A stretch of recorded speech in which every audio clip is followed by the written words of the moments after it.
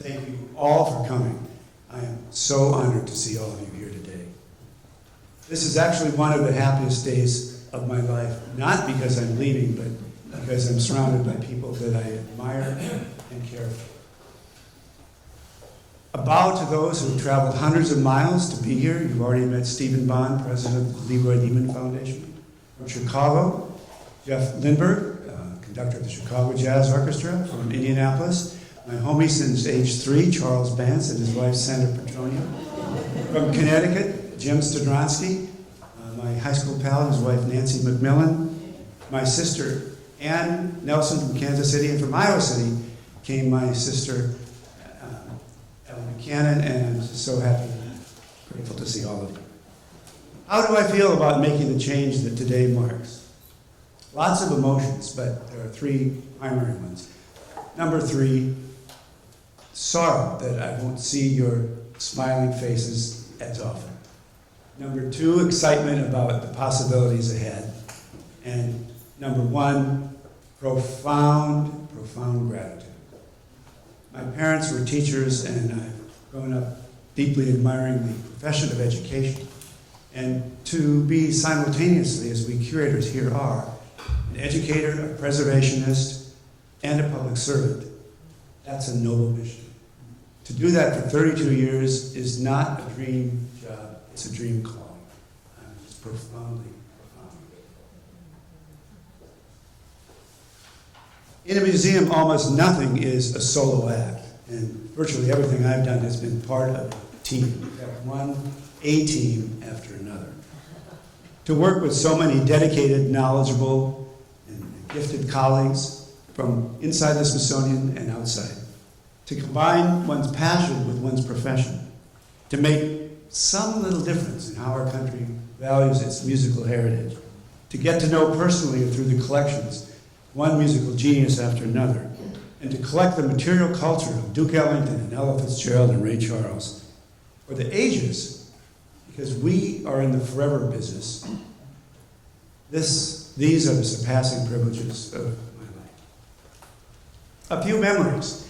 In 1985, I wrote to Dizzy Gillespie to ask him if he would consider donating his famous, iconic bent trumpet to the museum, and didn't hear anything. A few months later, I asked someone who knew him what to do, and he said, get his wife, Lorraine.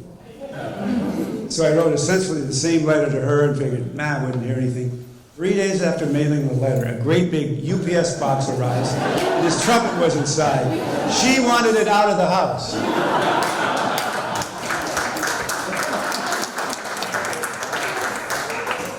Several months later, Dizzy himself came to the museum to do a press conference, and it was packed. There were 20 or more television crews and reporters, and a tall British reporter said, Mr. Gillespie, 500 years from now, what will that trumpet be saying? Gillespie looked at him and said, 500 years from now, that trumpet ain't going to be saying nothing.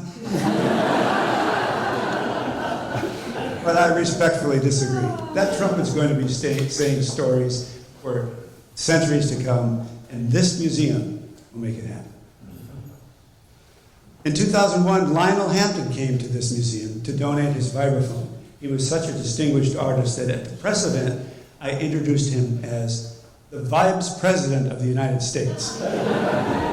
He said memorably, when you get to the Smithsonian, you are the best.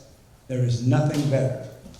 After the ceremony, I invited him to take a private tour of some of our wonderful collections, and he looked at me and said, very slowly, painfully slowly, he was 93 and had 3 strokes.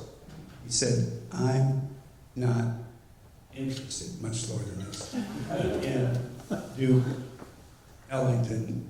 I'm interested in Lionel Hampton.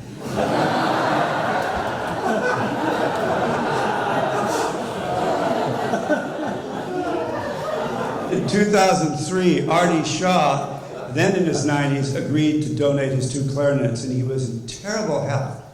Terrible, but he was all there mentally. At the press event, he said, people ask me, what's the difference between you and Benny Goodman? You know, 2 white, Jewish, swing era, clarinetists, band leaders, celebrities, competitors. What's the difference between you and Benny Goodman? He taps his chest and said, I'm alive.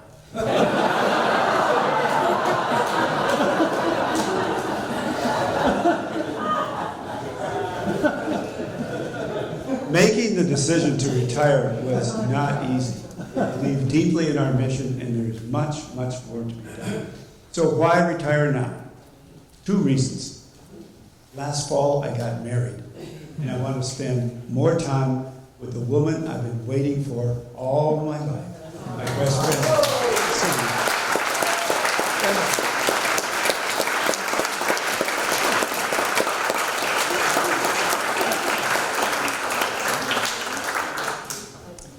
The other reason, my mother used to tell me, John, always leave them wanting more. Or as my friend Peter Jacob and Gary Sturm like to say, you want to be gone but not forgotten, instead of forgotten but not gone.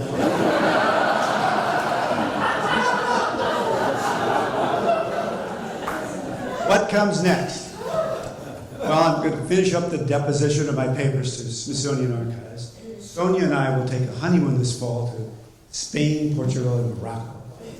And I'd like to continue to be an advocate for something I believe in very strongly, which is the Pan-Institutional Initiative, Smithsonian Music.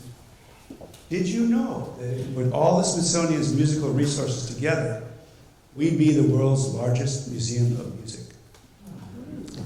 My aspiration is to never retire, but rather rewire. Retirement? No, rewirement. By that I mean refresh a sense of purpose. I'd like to think I have some more to contribute, and already I feel creative juices flowing anew towards writing, lecturing, and consulting. It's been said that only some of the Smithsonian's valuables are on display or in storage. The rest are walking around, staff. It's been the joy and privilege of my life to work with so many treasures filling this room, treasures from within the Smithsonian and without the Smithsonian. And I will treasure our associations forever. Thank you for your intellectual stimulation, your friendship, and your many, many kindnesses. To quote one of my heroes, Duke Ellington, I do love you.